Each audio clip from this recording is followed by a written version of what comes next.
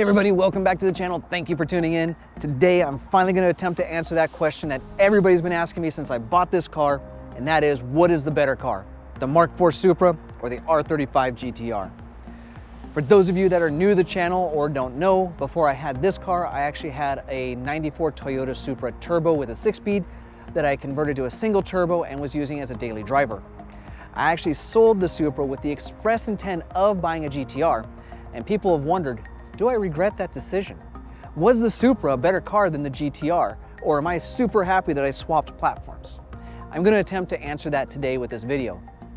However, before I get started, I do want to put a caveat on this video, and that is I really don't think it's fair to compare the Supra and the GT-R. I mean, honestly, how do you really compare these two cars? Do you compare a dead stock Supra with a dead stock GT-R? Well, that's not really fair because the Supra was released in Japan back when the gentleman's agreement was still in effect, which means in Japan it was limited to only 280 horsepower, even though here in the US the Supras were at 320, versus the GT-R, which comes from the factory dead stock with 550 horsepower. So if that's not level, what do? Maybe do I compare a modified Supra with a modified GT-R? Well, there again, that's not really fair because usually the better car is the one that has the most money sank into it, so that's not really a fair comparison. For this video, what I'm going to do is I'm going to compare the GT-R as it sits now with the Supra the day I sold it. To kind of break it down for you, the GT-R right now is pretty much dead stock. The only modifications it has is it has an HKS Y pipe and a catback exhaust system. Versus the Supra, when I sold it, I had already converted it to a single turbo, which was a Borg Warner. I had already done some fuel management. It had tan coilovers all the way around. So it was pretty much almost a complete build. But given the turbo I used, it was actually very comparable in horsepower. I'm willing to bet my Supra was probably sitting at about 500 to 525 horsepower. I never dynoed it, and this is at 550. So I feel it gives us kind of a closer comparison as to how I feel about the cars. I'm going to compare them based on the exterior, the interior, the engine drivetrain, and then I'm going to talk about what it was like to physically drive each car. I am going to give my opinions on some strengths and weaknesses, but I'm going to pretty much try and leave it up to you as to decide which car would be the better car for you. As I said, I'm going to start this discussion with the exterior of the cars. I mean, really, can two cars be more different on the exterior than these two cars? And it really comes down to personal preference as to what you like. If you like sharp, angular, aggressive curves, you're gonna like the R35 GT-R. If you like the round, sinewy, sleek look, you're gonna lean more towards the Supra. And like I said, it's really just personal taste, especially with body kits out there and aftermarket wings. You can make a car fit whatever type of design you like. However, there is something to consider on the exterior, which is not personal preference, and that is some of the stats. The GT-R is much bigger than the Supra.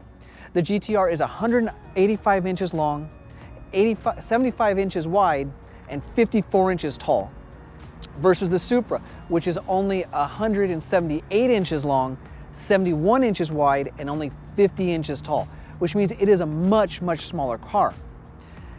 Interesting thing to note is despite that though, the GT-R has a lower drag coefficient. This is actually a more effective body design than the Supra if you're looking to reduce drag when you're accelerating. The drag coefficient on the R35 GT-R is only 0.26, whereas with the Supra, the drag coefficient is actually a 0.32. So if you're looking for a more efficient body design to get you through the air with less drag and accelerate better, the GT-R is actually a better car. Next, I'm going to talk about the interior. And I'm going to be straight up with you right off the bat, and I'm going to tell you that I really prefer the Supra interior over the GT-R. I like the fact that the Supra interior just kind of wraps around you. You know, I imagine if you were going to drive a jet on the street, this is what it would feel like. I mean, it starts at the door handle, it melds into the gauges in front of you, comes down into the AC and stereo area and up the center console, and it's just one continuous kind of flowing line. All the gauges and dials are pointed right at you as if to say the passenger doesn't matter. If there was a cockpit that said this car is meant for the driver, it's the Supra. Whereas the GT-R, everything's kind of blocky and modular. You look at the gauges in front of you and, you know, it's in a rectangle. You know, you look at the AV unit over here, it's another rectangle. You have the AC and radio area here, which is a carbon fiber square. And then down below that, you have where the actual stereo unit is in the CD, and it's square, it's just square everywhere. However, I think they had a purpose for this. Having previously owned an R32 GT-R, it was also like this, very blocky and square and modular. And I think that they did the interior of the R35 GT-R to pay homage to that R32, and I respect that. I just prefer the encapsulated feeling of the Supra. The other thing that you're going to notice is that both cars do have a back seat, and both seats are really not that usable unless you're under the age of 8 or under the height of like 3'4". I mean, it is really small back there. However, I do feel that the back seats on the GT-R are a little bit more usable than the Supra. I did have a teenager in the back. You can move the passenger seat up enough that you have enough leg room for the passenger and the person in that seat, but you're definitely not going to get anyone behind the driver.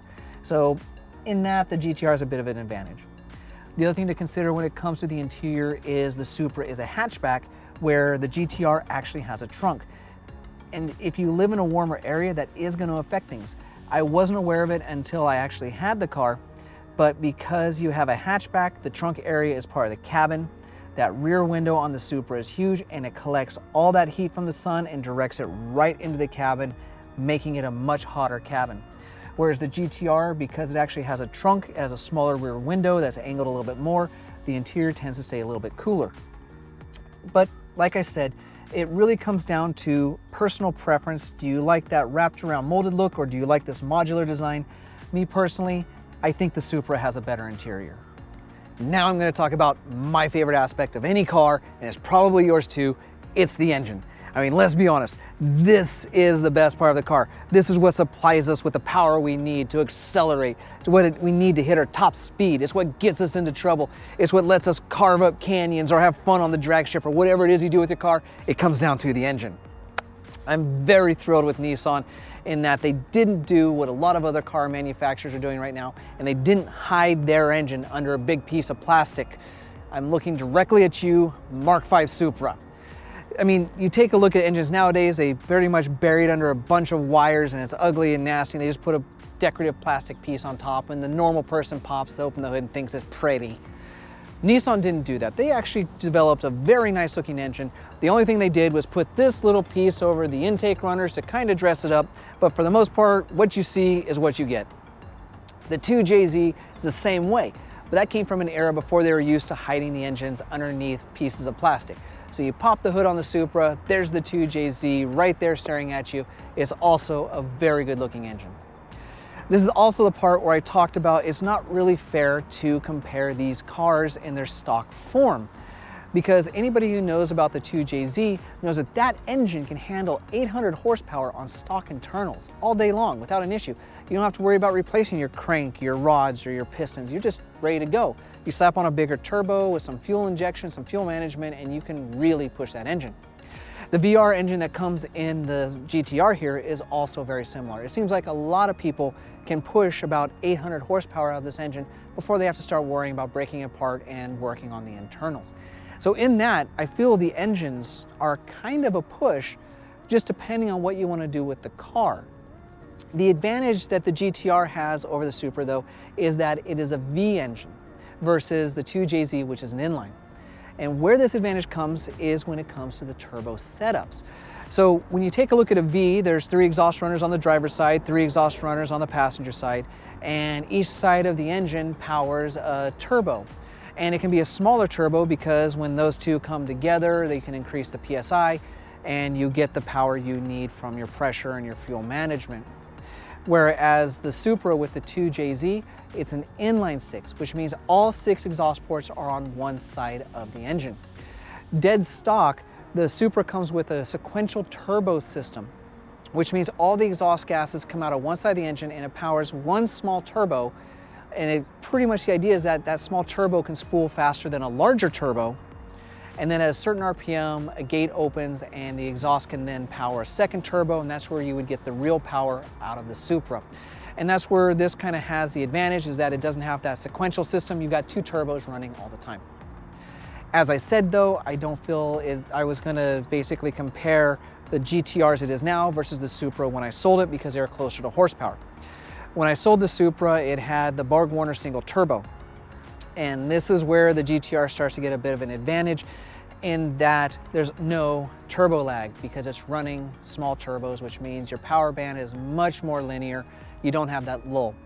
Whereas the Supra with a single turbo, when you step on the accelerator, you have the acceleration that the engine can handle up to about 3,800, 4,000 RPM. And then that big single turbo fully spools and that tach will snap to red line before you can blink. But like I said, you do have that lag, which means unless you're keeping your RPMs above 4,000 RPM the whole time, you're missing out on power. The other thing that we should talk about, seeing as how we're here, is the transmission. The transmission on the GTR is its Achilles heel. I know that anybody who knows about the reputation of this car knows that these transmissions kind of had a bad rep, especially with the older versions, because they were snapping gears because of launch control. Also because it's a dual clutch, sometimes you have a clutch go bad and you lose half your gears. Whereas the Supra has that famous Gtr 6-speed transmission. That sucker is darn near bulletproof. I have buddies that are putting down over 1,400 horsepower on that transmission all day long without an issue.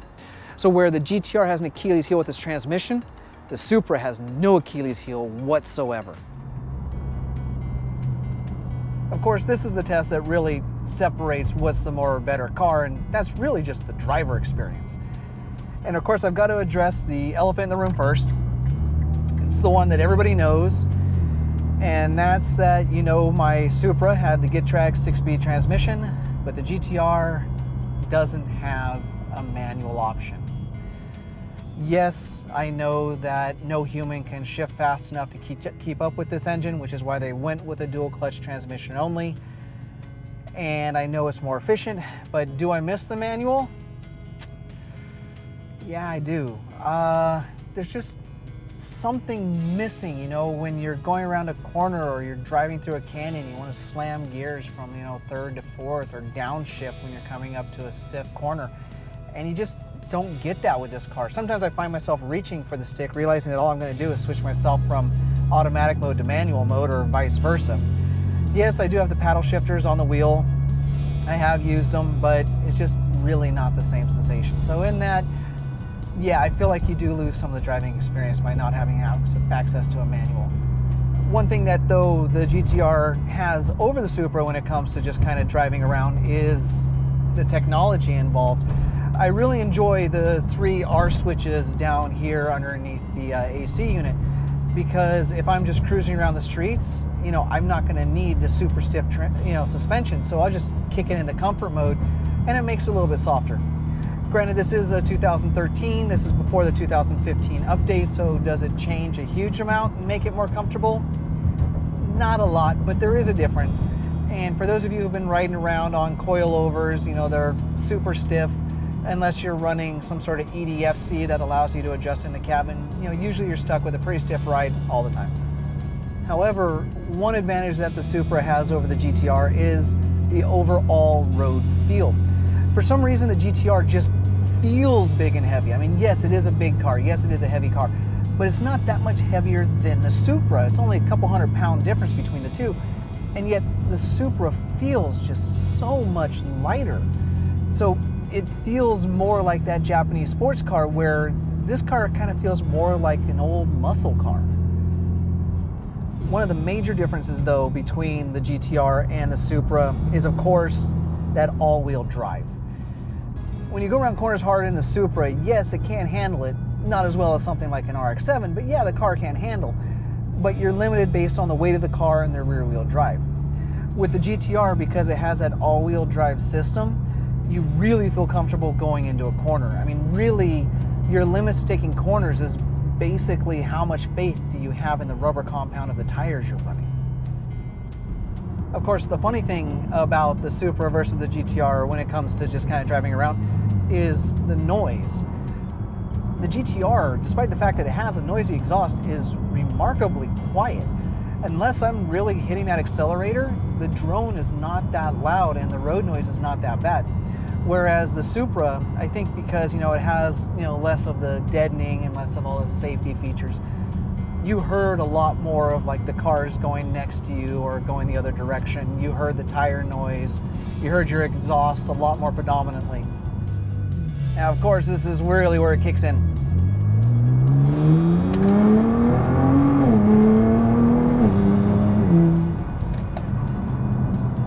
So like I said, one of the hugest differences is when it comes to the GTR, because it's still on the stock twins, that power is instant. Whereas the Supra, you would have to wait for that turbo to spool before you really got to the fun part of the driving. Now, of course, one of the biggest advantages that the GTR has over the Supra is that launch control. Of course, I didn't just use it just now. I will put that video up because I did do it in a earlier video for you to see. But launch control makes a huge difference in this car. With a Supra, if you want to launch it, you have to put the car in gear, put your foot on the clutch, put your foot on the gas, hold the e-brake so you don't roll, and then when you want to launch, you have to take your foot off the clutch and drop the e-brake at the same time to get a proper launch. It takes a lot of practice. With a GTR, all you have to do is put your foot on the brake, you have the foot on the gas, you floor the gas, when you're ready to go, you take your foot off the brake, and off you go. And there it is. Those were my observations about the R35 GT-R versus the Mark IV Supra. Now, I know I said that I kind of wanted to leave the end of the video up to you to decide which is the better car, but I'm actually going to give my opinion. I'm going to answer the question, and I'm going to say where my life is right now. I feel like the R35 GT-R is a better car. Now, don't get me wrong. I have much love and respect for the Supra. I've actually owned two of them over my lifetime. I love the car. I say it's probably one of the best cars ever built. But it's starting to show its age. It is 25 years old. New technology is coming out, which is making these cars far more efficient and far more aggressive on the roads. And the Supra just is starting to show its age. But don't forget, I mean, much respect for the Supra. I mean, that car is a legacy car. I mean, that's the car that holds the mystique. It holds everything, and it's earned it. I mean, that was one of the first cars that you can get over 1,000 horsepower with just simple bolt-ons. Especially given the fact that it was made in 1993 to 1998 or 2002 if you don't live in the US. So I definitely love the fact that I've owned those cars. They're definitely some of my favorite cars I've ever owned. But right now, if you're looking strictly from a performance point of view, I think the GT-R is a better car. I hope this video did help you if you were trying to decide between the two or you're just curious. If you like this video, go ahead and hit that thumbs up button and let me know. It does help my channel out. If you have any questions or you think I missed anything, go ahead and post in the comments down below. I will respond to you. If you want to see more GTR content in the future, go ahead and subscribe to my channel. You can also follow me on all forms of social media, which include Instagram, Twitter, and Facebook. And I'll leave links to those in the description down below. I thank you all for watching, and I'll see you all out on the road.